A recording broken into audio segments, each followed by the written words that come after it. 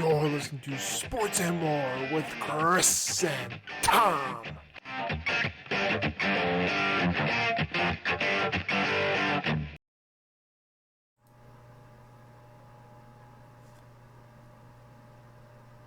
Welcome back. It's the guys with the faces for radio and the voices for a silent movie. This is Sports and More with Chris and Thom. I am Chris.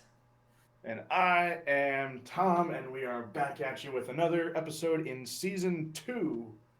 And we've got some stuff for you this time. We got a lot to cover in a shorter amount of time. I liked that 40-minute range or under an hour range last time, so we're gonna try to keep it under that hour again. I mean, it works best for us because if we go past an hour and a half, we're either babbling on nonsense about food and candy and other random nonsense. So it's good to keep us focused for a little bit. Our male brains can only focus for so long.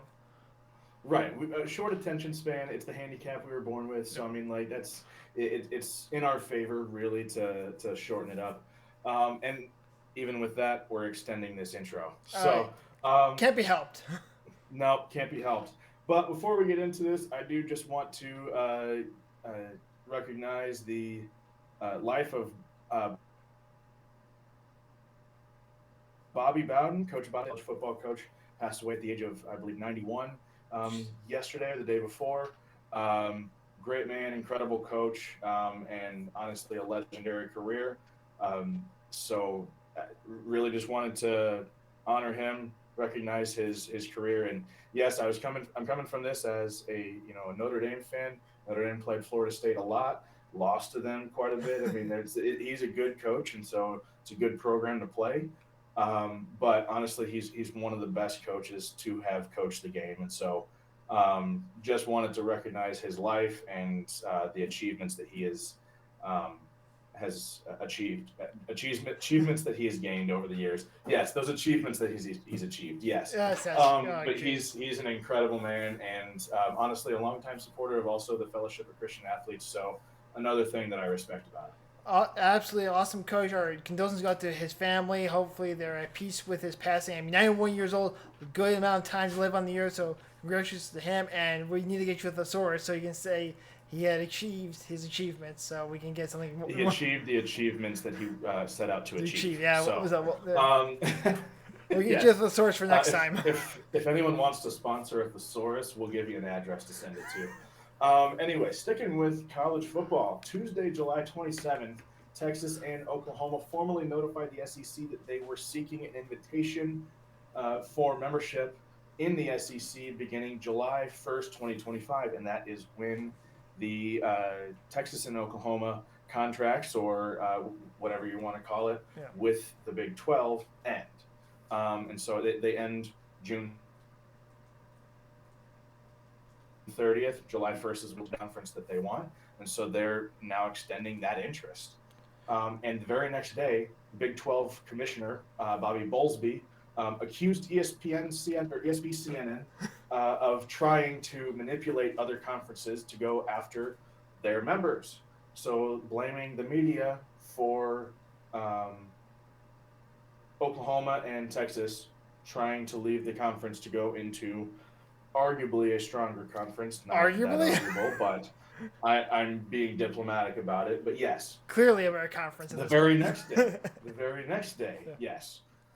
July 29th, the SEC unanimously agreed to extend a membership invitation to Texas and Oklahoma. So it was not influenced by the media because it was a unanimous decision within about 48 hours. Yeah. And the very next day, Friday, July 30th, Texas and Oklahoma agreed to join the SEC in 2025. So we're talking about a 72-hour time period between when they announced that they were interested in leaving and when they actually agreed to leave. So I'd say both parties were very interested and had made up their minds before it even happened. I mean, think about it from the SEC standpoint. They get to add two big-time Southwest teams, the two biggest in the Big 12, Texas and Oklahoma, the Red River rivalry. That you get to bring that over to the SEC. That just adds more eyeballs on the SEC. It's a smart move from that point of view.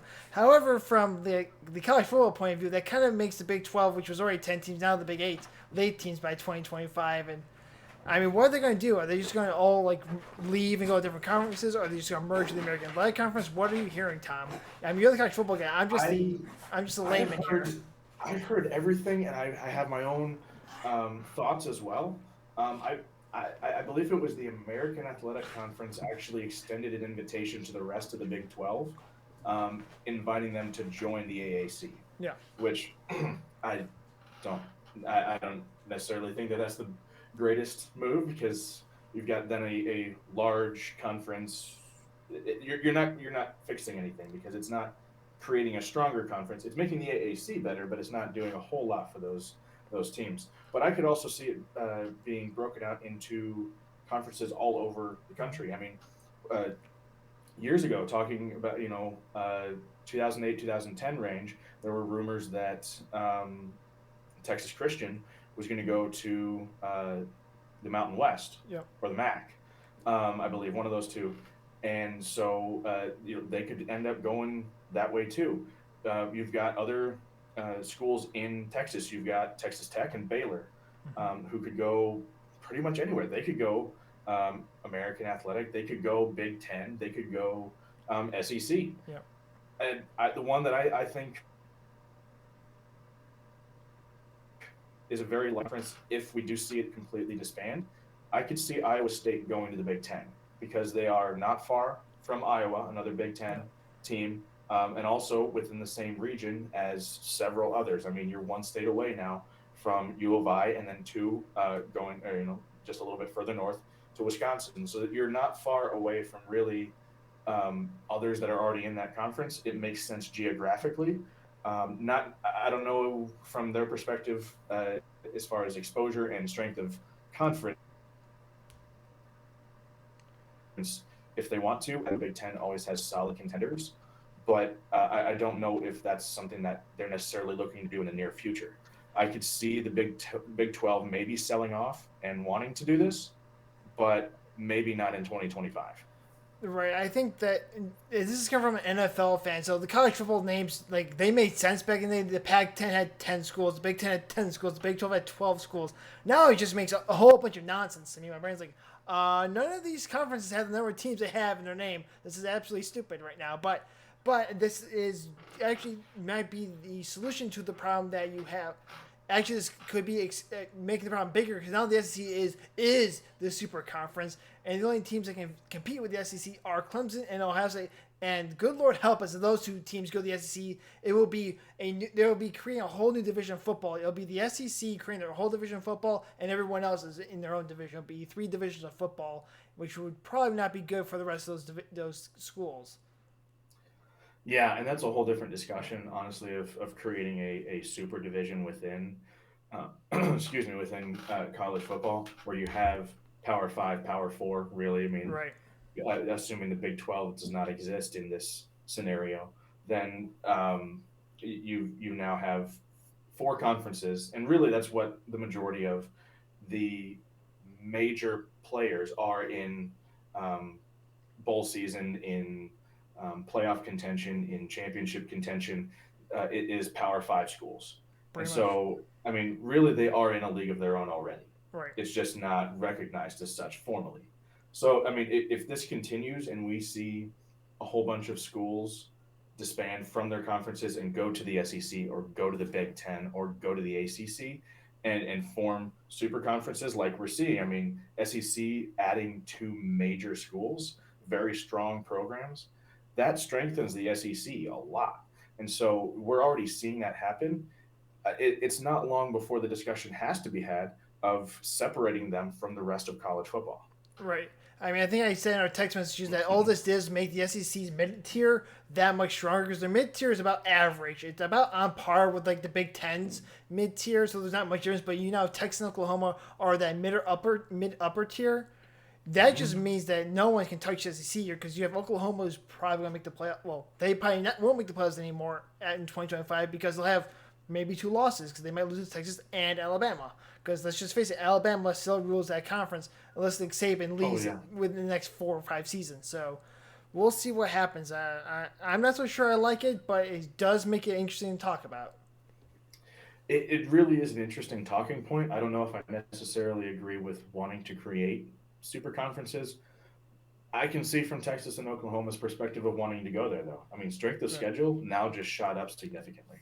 Yeah, their strength schedule was not much because it was really they would face each other, and then probably Baylor or Texas Tech would step up. Iowa State would show up once again. Kansas State would give them a scare once in a while. So it gives you more the better teams to face more often. So hopefully Right. this does not destroy the rest of Division One football, but hopefully this is just a realignment of getting everyone under different conferences that make sense. But we'll see. Yeah, we'll see how that goes. So that's interesting movements within the college football world. Obviously, we're 4 years out from that, but already seeing it happen.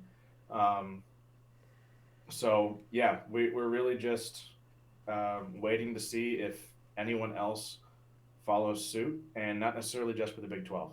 Oh, absolutely. But going into what we normally talk about this time is the MLB standings update because things have been happening. The Rays have finally overtaken the Red Sox and taken a 4-game lead in the AL East. Goodness gracious, as you can see below us, below us, you have the current games back for each of the teams in the division. I know Thom can't see it because it's just the two of us talking, and I'm the tech guy, so he's just imagining what it would look like right now. And in the Central, the White Sox hold a I've got a great. good imagination. Yeah, the White Sox hold a good 11 games lead on the Indians, who are going to become the Guardians, but they're still the Indians for the season. I know I'm saying the word a lot just because I'm trying to get it out of my head before the season's over with. And the rest of that division is kind of like, they exist. And then you have the Asterisks, who hold, I believe, a 2-game lead over the A's. A's have come roaring back. The A's are now back in the talk to win the division, which is fantastic. As baseball fans, we don't want to see the Asterisks win the division and we have to deal with them again. In the NL East is no longer the NL East because they now have 3 teams above 500, which is more the NL Central, with the Phillies having jumped the Mets and the Braves. They went from 3rd place all the way to 1st place. Good God Almighty, they won 8 games. They've won 8 in a row, so they're playing good baseball. I don't know if they won tonight. That's something that I haven't checked up on, but they've been playing great baseball. Ironically, the Mets are learning what it's like to live and die by the swing of Javi Baez, which means there's going to be a lot of home runs, but there's going to be a lot more strikeouts. So if you're living and dying by Javi's bats, good luck to you. In the NL Central, the Brewers maintain their strong 4.5, 5-game lead on the Reds. The Cardinals are still 10 back. The Cubs are just tanking to try and catch the Pirates for worse in the division so we can get better draft picks at this point. Pittsburgh fans, thank you for existing because otherwise it'd be very hard being Cubs fans looking at our team right now, but I want us to lose more than you guys right now so we get better draft picks. So that's apparently the direction we're going. And the NL West, the Giants are up 4 still on the Dodgers. The Padres are falling backwards. And the Rockies and Diamondbacks, oh boy, the Rockies are 20 games back. The Diamondbacks are 36.5 games out of first place. Thompson, no chance of whatever you said happening. I think you left it up to the people, and that's the problem is there's nothing to talk about because they couldn't pick anything for you because they're just that far out of it. Right. I mean, what are you going to pick for me when there's nothing to look forward to? I'm just thankful I didn't say that I'd tattoo something on my rear end. I mean, that kind of sounds like something I would say and hope to never follow up on. Yeah, I agree because you could end up like the Nard Dog on The Office. That would be a bad situation where you get a Snoopy tattooed on your butt, but. No, he had a Nard dog. He had a dog. Dog, that's right. Nard dog. So the dog. Yeah. What am I gonna get that's Thom related on my rear? I don't know. I don't know, but all I know is that it's nasty. Thom Selleck. I'm gonna get Thom Selleck's face. No, that's. Okay, please people. don't. Never. Oh my goodness. All I know is that it's nasty. That Phil's suggested was nasty, and it was not good for TV because they never showed what she suggested. So hopefully we don't see that ever on the show. But with the Saints update gone, we have to talk about the MLB Trade Deadline because that just passed on July 3rd, and we have to talk about the end of the Cubs' golden era because Thom and I are Cubs fans. We have to whine, kvetch, moan, B word, P word, whatever you want to say about how we feel right now. We had to talk about, but we had to break down all the trades the Cubs did, and there's a lot of them. So, Thom, you want me to start breaking them down, or you want to read one off and then I read one off, and we just keep going like that going forward? I'll start us off here. I'll start us off. So if you didn't know, the MLB trade deadline was 3 p.m. Central Standard Time. Yes, the greatest time zone in all the land on July 30th. So that's been what, a week and a half Yeah, now week by and the a time half. this Yeah. gets out. And there were some big money trades specifically with the Cubs, and that's what we kind of want to focus on tonight. Um, there's a lot more that we can cover, and we probably will in a separate segment, but there's just so much. Yeah. Excuse me. So, um, airing our grievances as Cubs fans, starting off with um, left-hander Andrew Chafin was traded to the A's for outfielder Greg Dykman and right-hander Daniel Palencia, and that was just one of the trades, one of the earlier ones, I believe.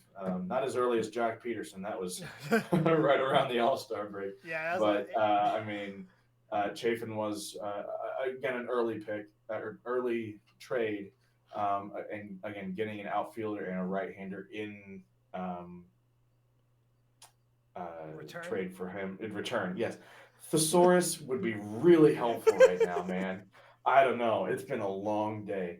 Um, Clearly. for those of you who don't know, Greg Dykman, outfielder, was Oakland's number 9 prospect and potential everyday contributor in the future. So we're getting a decent prospect out of it as in Chicago, who has the potential to be, I would say, be a starter at some point in the future if he continues developing properly.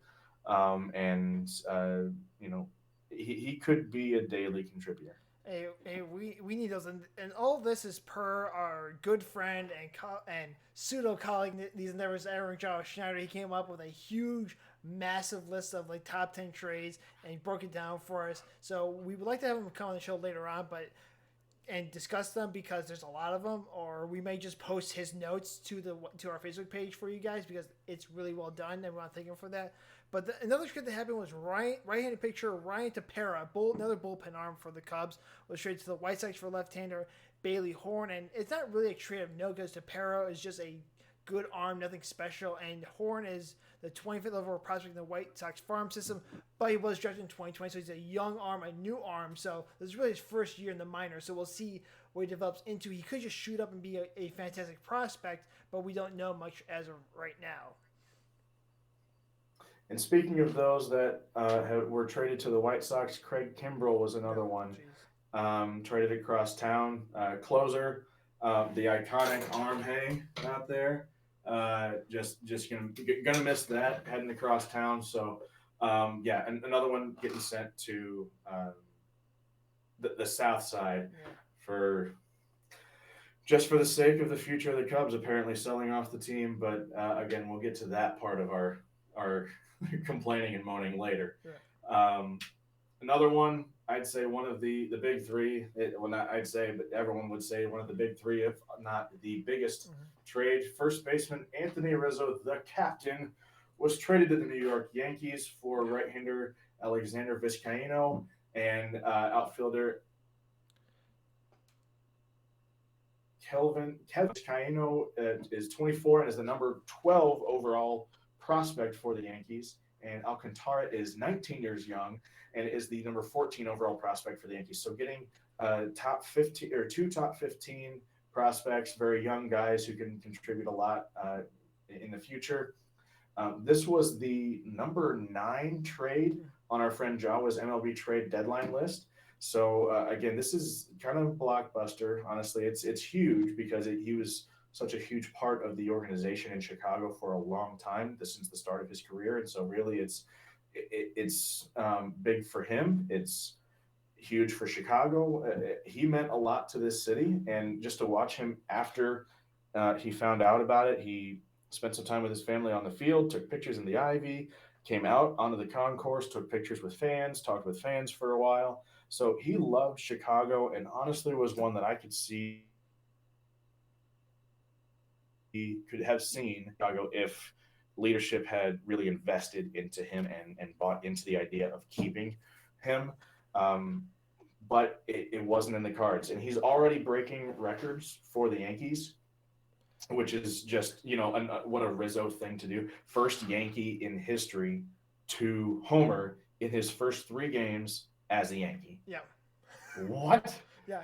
I mean, leave it to the guy like that to just do that and immediately make a difference out in New York. I mean, he was hitting in like the first like 4 or 5 games, hitting like 321, just absolutely raking. So yes, he was having a down season for the Cubs. That could just be there's too much pressure on his plate. The other Cubs offense out, which was pretty much just a bunch of power hitters, no contact hitters, and now with the Yankees, he's one of many hitters, and it's just maybe a little less pressure on him, and he's getting better pitches to hit. And one of the traits I was most upset about is because this man is a legend for Cubs fans. Chris Bryant, the MVP, because he is an MVP of the league in 2016 when we won the World Series. He was traded to the Giants for outfielder Alexander Canario and right-handed pitcher Caleb Killian. Canario, who's 21 years old, is the number 7 overall prospect for the Giants and has been limited due to injury, so we don't know much about his development. He's been hurt a lot, so he's a speedster, as what I've been told from Master Jawa. And Killian, number 20, who's 24 years old, is the number 17 overall prospect for the Giants, but he's had a monster year for them this year with a 2.11 ERA in Double-A ball, so he could be a starter next season if the Cubs really wanted to, but probably 2023 he will be a starter because he's been absolutely pitching well, and this is number 8 on Jawa's list, mainly because the Cubs didn't get the big name prospects in this trade, but it does help the Giants out a lot because they get an MVP at third base now. Right, and that's going to be huge for them, and he's already making a difference there. The next one on the list, again, this is part of the big 3 that we saw come out of Chicago. Shortstop Javier El Mago Baez. For those of you who don't know Spanish, El Mago is the magician. Yeah. From the way that he would just make incredible slides around, swim moves around tags, and he'd tag without looking. I mean, he was a magician in that sense. He and right-hander Trevor Williams were traded to the Mets for outfielder Pete Crow Armstrong, who is 19 years old and is the number 6 overall prospect for the Mets.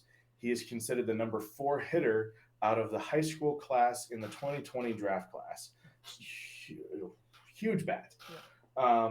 And this is the number 6 trade on our friend Jawa's list because of that, because he's such a top prospect that he has the potential to have a very high ceiling once he makes it to the league, once he makes it to the bigs.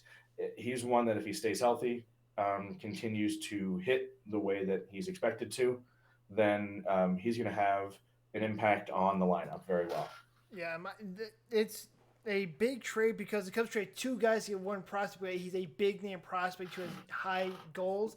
My one problem is he's a high school guy, which makes me think of Alberto Amora Jr., and we got told how great he was going to be, and the man never figured out how to hit the ball. So that's my only concern, but Crow Armstrong is known for hitting, where Amora was known for fielding, so maybe we won't get a great fielder, but we'll actually get a bat this time around, which might help us out a little bit because we struggle with the hitting. And take it away, Thom. Oh, no, I got the number 1. Sorry, guys. I lost where I was. And as Thom alluded to, right-hand pitcher and closer Craig Kimbrell, who started off rocky for the Cubs, but suddenly figured it out in the 2020 season and became lights out again, was absolutely phenomenal for the Cubs this season, was traded to the South Side for the White Sox for second baseman Nick Madrigal and right-hand pitcher Cody Huber. Madrigal, who I love this trade for Madrigal, he's fantastic. He's 24 years old, started being the everyday second baseman for the White Sox last season.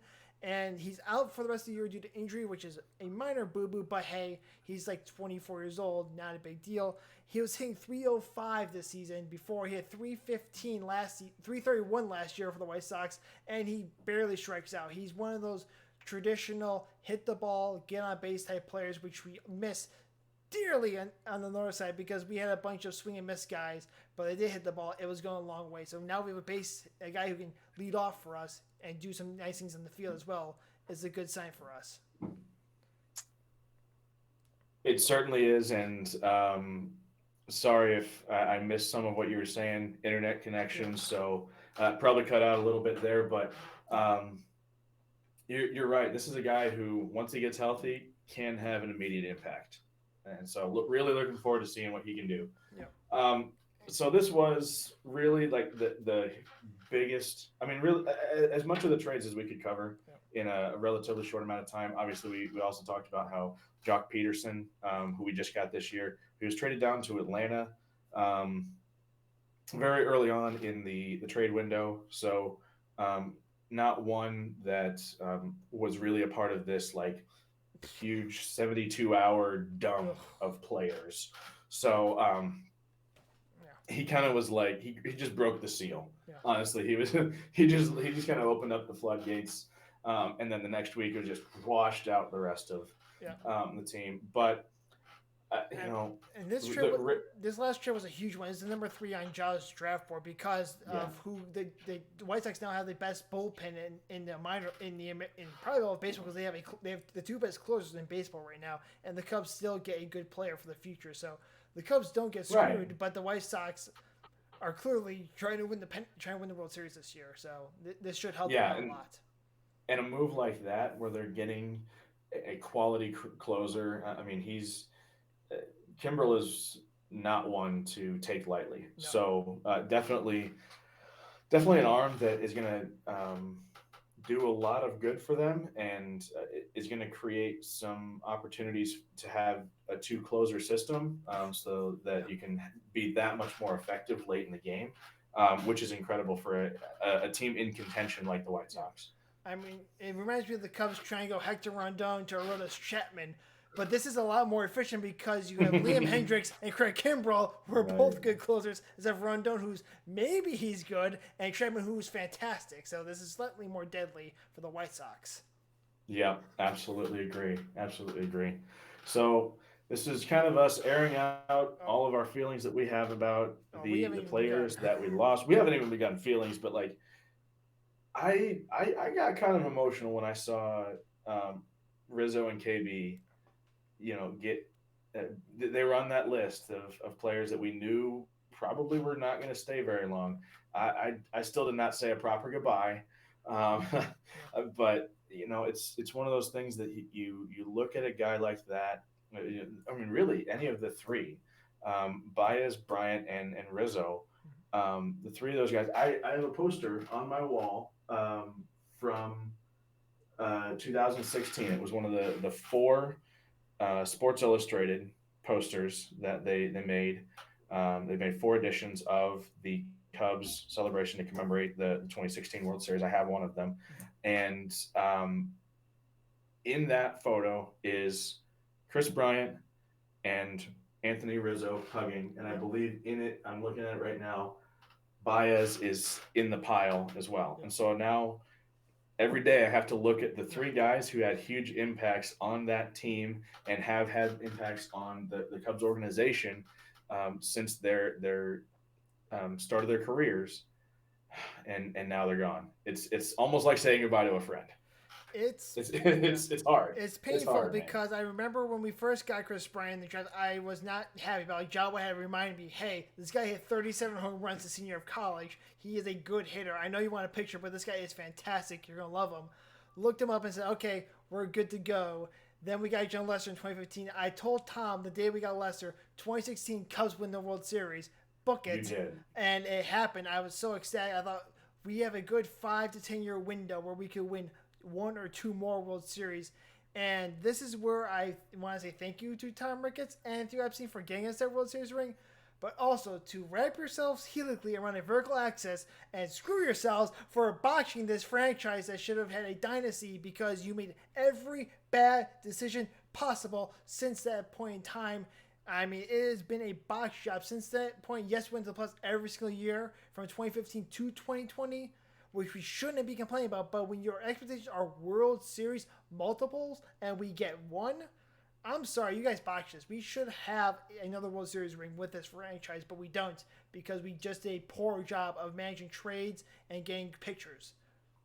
And even I mean, yes, that is a huge part of it. But even beyond that, with the existing players on the team and those that had such an impact, it was actually Chris Bryant just this week released a statement where he mentioned that he had not actually had contract extension conversations with the organization since the 2016 offseason.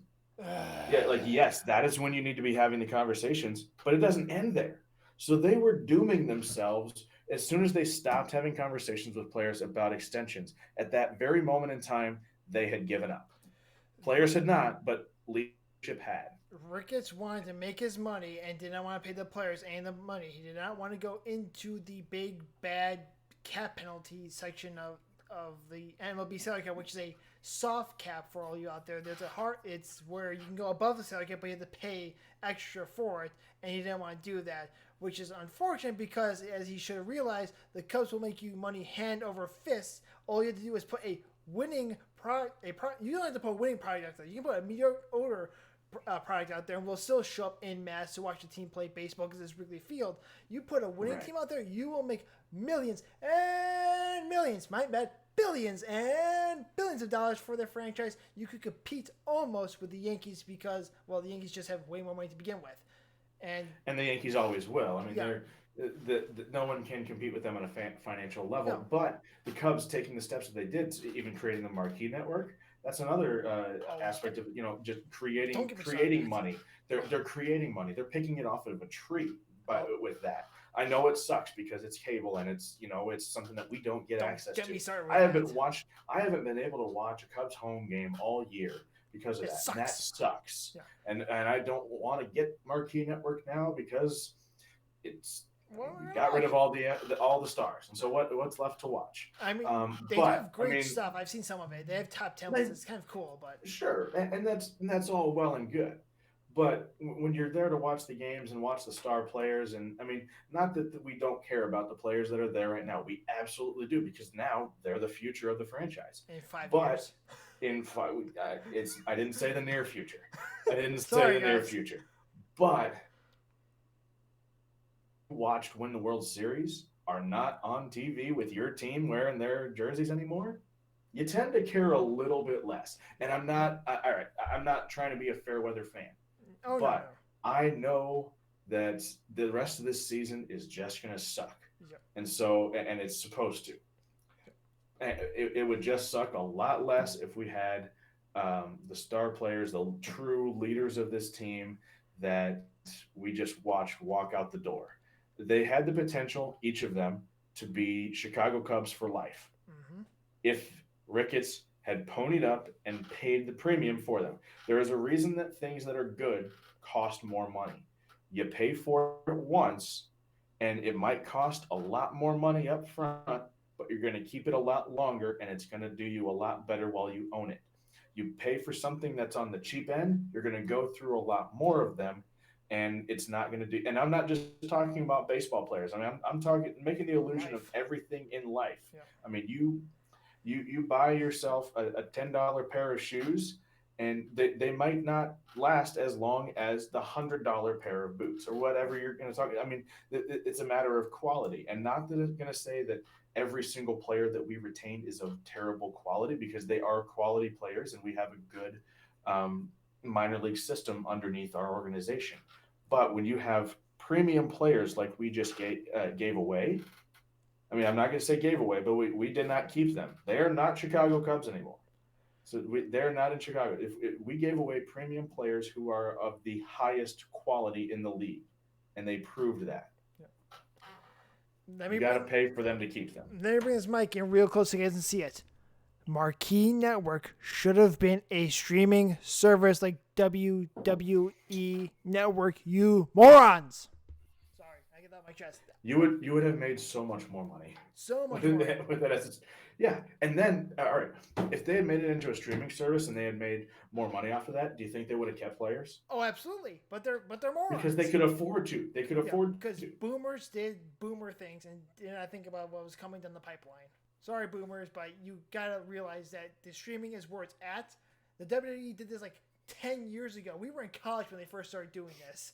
I mean, come on, people. Well, practically every major network now has their own streaming service, and they're making money from it. Yep, Cubs decided to go backwards, but and I mean, it takes a half-witted intern to tell you that, hey, put something on the internet, people are going to buy it. Yep, I mean, nobody wants cable anymore. Cable's too expensive, and so if you got to pay more for cable, to get less of what you want, but just get Marquee Network, someone else is going to want to pay $5, $6, $7 a month to stream it, and you're just paying for the thing that you want. You're going to get more people to do that than people who want to switch back to cable. Yep. I mean, it is a travesty, and okay, let's calm down. Let's get into the next segment because otherwise we're gonna keep going for another 20 minutes. I'll transition us into the next segment because next segment. I have much more of a vested interest in this one. Yeah. After last week, we had our dessert bracket. We started with our play-in game, if you will, last week with cheesecake versus brownies, and thanks to the sole vote from our friend Paul McAndrews. In favor of cheesecake on the Facebook page. And yes, we probably should have done a better job of requesting votes. Yeah. But still, cheesecake moving on, the number 4 seed into the round 2. And so cheesecake will be facing off against ice cream. Yes, the lactose intolerant folks will not like that matchup.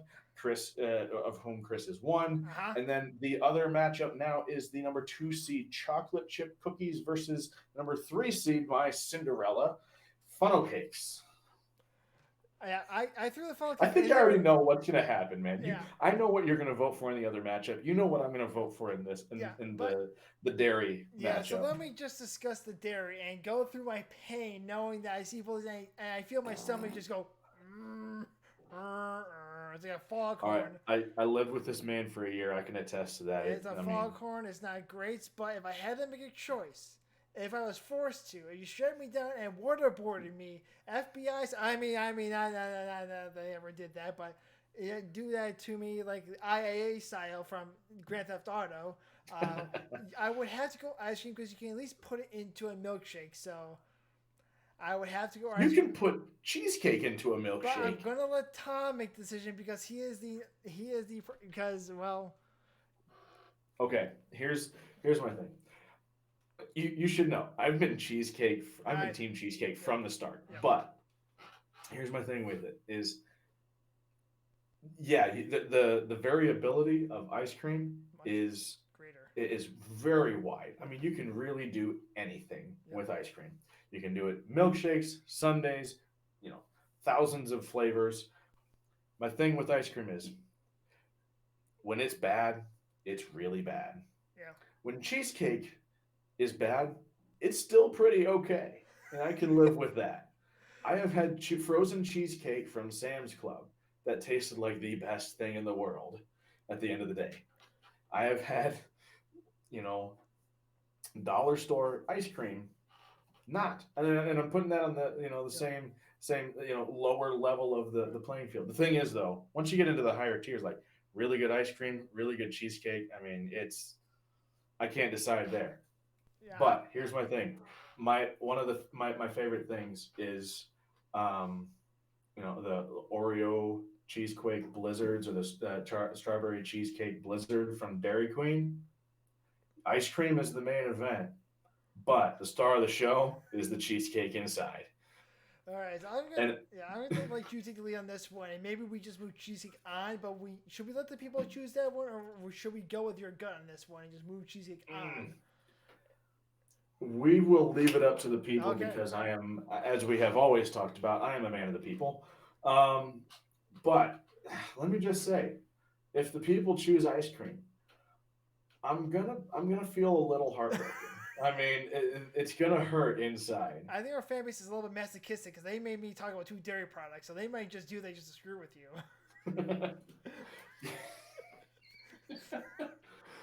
Well, then don't vote for cheesecake. Don't vote for it. No. If I disagree with the fan vote, can I overrule? No.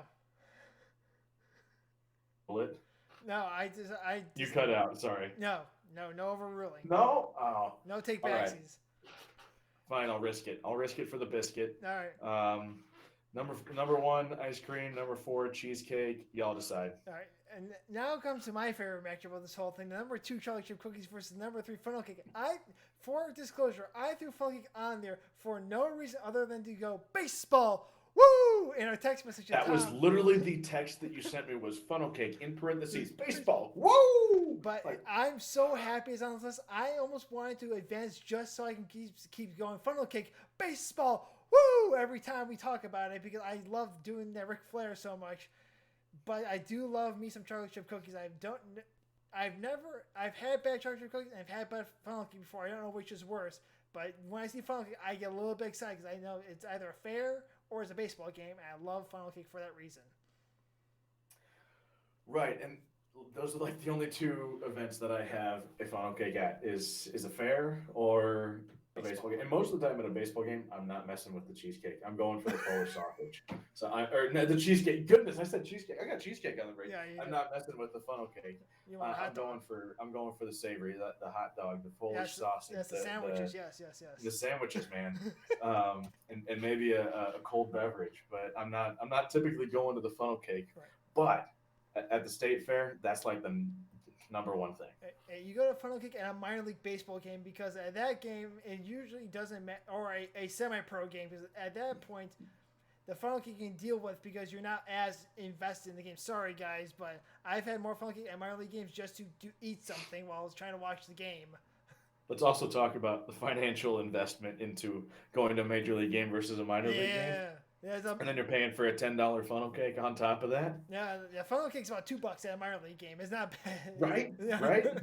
I'm just going off of what I've seen at Wrigley and other stadiums. Oh my goodness! When you're paying $8 for nachos, it's chips and cheese. I mean, what do you? Anyway, that's a whole different discussion. We could talk about like ballpark food that's overpriced. But anyway, so. You got a good point though. Like you can have really bad chocolate chip cookies. I don't know if I've ever had a bad funnel cake though. I've had it once, and it's not good. It's overdone. It's just one giant lump. You can't pick it apart. It's not a pleasant taste. Okay, I would put that on operator error of whoever made Pretty that much. one. That's not like the oil was too hot or the batter was no. That's like they just gooped it onto the oil and it didn't do it right. Like I don't blame you don't blame anyone but the squeezer, the dribbler. I'm gonna call him. It's like having bad popcorn. You don't blame the popcorn. Someone probably left it in there too long. Bingo. That is on point with what I was exactly feeling, but. You left it up to me to decide what to do with the last matchup. Obviously, I'm in favor of cheesecake, but leaving it up to a vote for the people.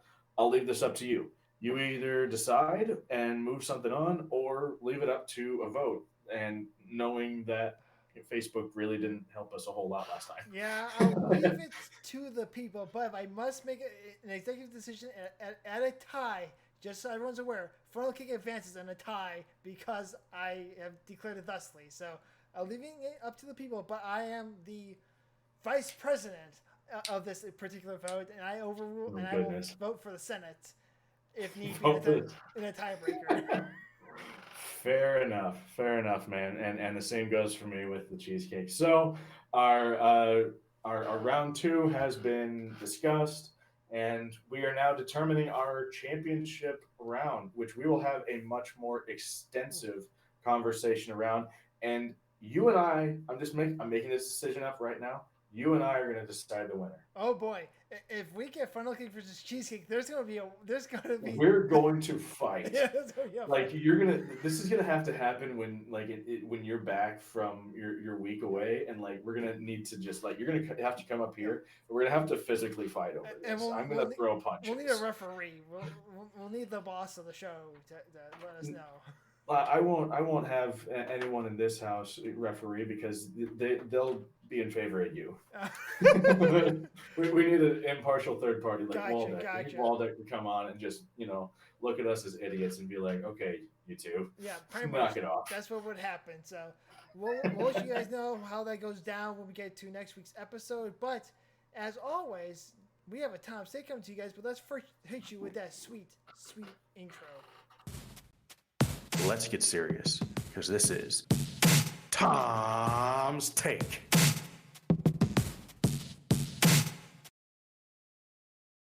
All right, so coming at you with another Tom's Take. This one is going to be a brief one. It's really just highlighting a couple of things that I like. If you know me and you know that I like a particular product, I will tell you about it. I'll tell you that I may not tell you it's the greatest thing ever, but I'm going to tell you my experience with it so you can make your decision off of that. So, two things recently that I want to highlight. And they might seem kind of dumb, kind of goofy to some people, but I recently just had our driveway reseal coated, retar, blacktop, whatever you want to call it, and had an amazing experience with Zach Steel Coating out of Leaf River, Illinois. So if you're in the northern Illinois, the Rockford, Freeport area, he does an incredible job. He was done in a matter of a couple of hours, and I have a very long driveway too, and very precisely done. And he's very excited. Tried to actually go with a different company and had initially signed on a proposal 4 months ago. Actually, more than it was late March that I had signed something, and they had not gotten out to me. I'd even sent them a check and everything. I called and canceled. 2 days later, I got Zach from his company to come out and do it, and he did an amazing job for less than what I was going to pay the other guys too. So just one of those things that it was a great experience that I had, and I want to let people know if they're in this area and they have something like that they want to do to their driveway or business even, that he's a great one to go to and a very professional guy at that. Another product that I want to highlight that I kind of recently discovered myself from just personal use and then also watching some reviews on is Cosmos Q barbecue dry rubs and seasonings for grilling out. And I recently watched a video of a guy who had made venison with this dry rub, and it looked really good, and he had done it really well. He had smoked it on the grill. And so I did the same thing or used the same rub on mine. I don't have a smoker, and so I didn't do it as extensively as dolled up and all that he'd done, but it turned out really well. And normally I don't geek out over seasonings and spices and grilling and that sort of thing, typical dad stuff. But I'm really excited about this because it's super versatile. We've had it on chicken, we've had it on venison. We're really looking forward to putting it on steaks and burgers. And so Cosmos Q, that's Cosmos with a K, and they have a huge line of seasonings. This one that I used was Honey Killer Bee. It's got crystallized honey in it, and so it actually creates a glaze on the meat. But they also have spicier versions. There's a Chipotle Honey Killer Bee. There's spicy putting on beef. There's some that are better for putting on chicken. There's some that's like Texas style barbecue dry rubs. And then they also have some that are like low sodium healthy stuff. And so they've got a wide variety of things to use. We obviously have just used the one, but such a great experience with it that it's not going to be the last one that we buy. So Tom's Take really is a product review tonight. Of the services that we were provided for getting our driveway done recently, and then also something that we're going to continue to use on our grilling and on our steaks and on our dinners for some time to come with the Cosmos Q dry rubs and barbecue seasonings. Yeah, we're kind of like the It's best. certainly an interesting Tom's Take, honestly. I felt a little weird doing a product review. Hey, we're kind of the best pitchman because we get paid nothing, and we're going to give you product reviews and also tell you to go buy them. So hey, Right. And honest honestly, reviews. all right. Cosmos Q is on Amazon. You can get it in 2 days. 2 day shipping.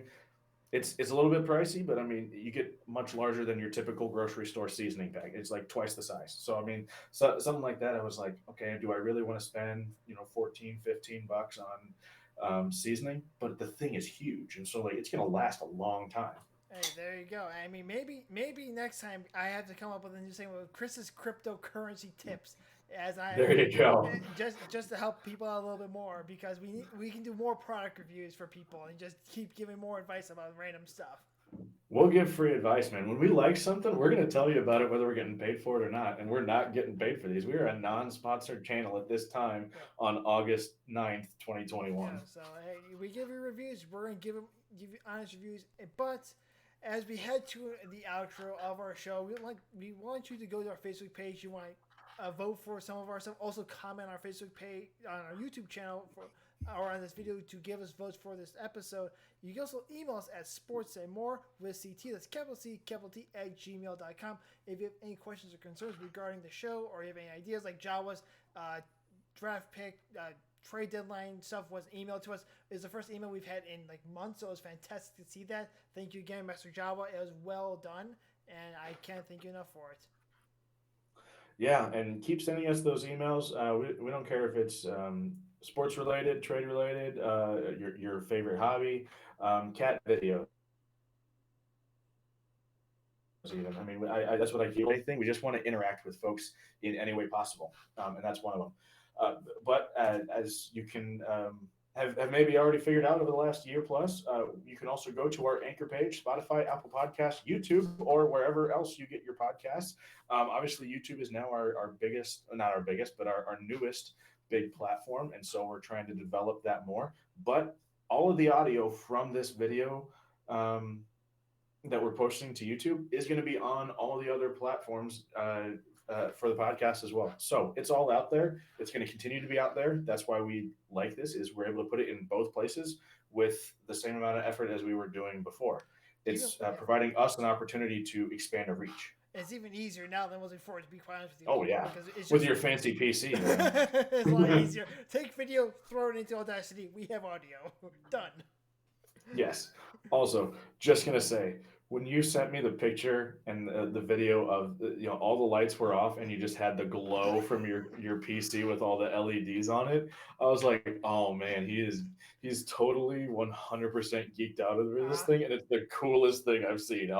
Like, just that smile on your face now when we talk about the PC, it's awesome. I'm in Nerdvana right here. In Nerdvana, love it.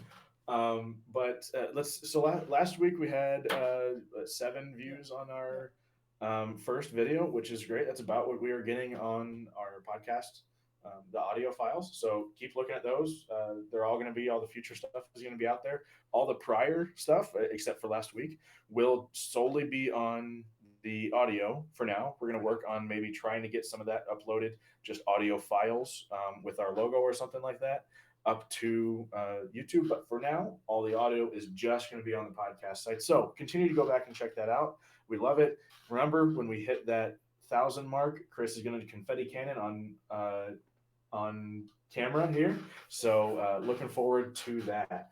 And going to do the typical YouTuber thing. If you are not already subscribed, please click the button down below.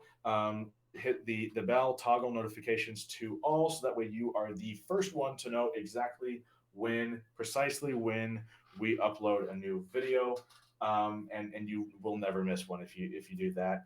I currently am our only subscriber.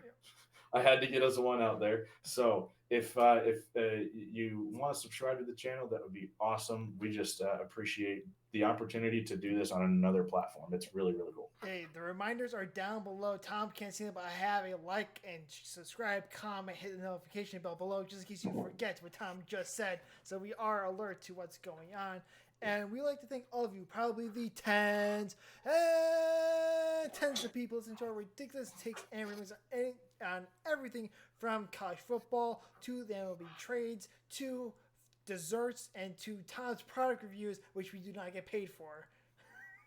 Not a dime, and I don't care. Our next episode's creation date is to be decided. We will be working on something hopefully in the next week or so, but keep an eye on the Facebook page, keep an eye on YouTube for updates regarding those episodes. But until then, as always, stay safe and healthy, and above all, stay free.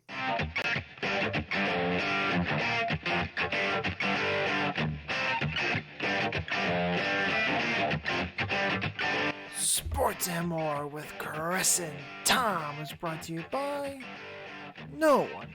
All non-original thoughts and ideas were properly noted during each segment.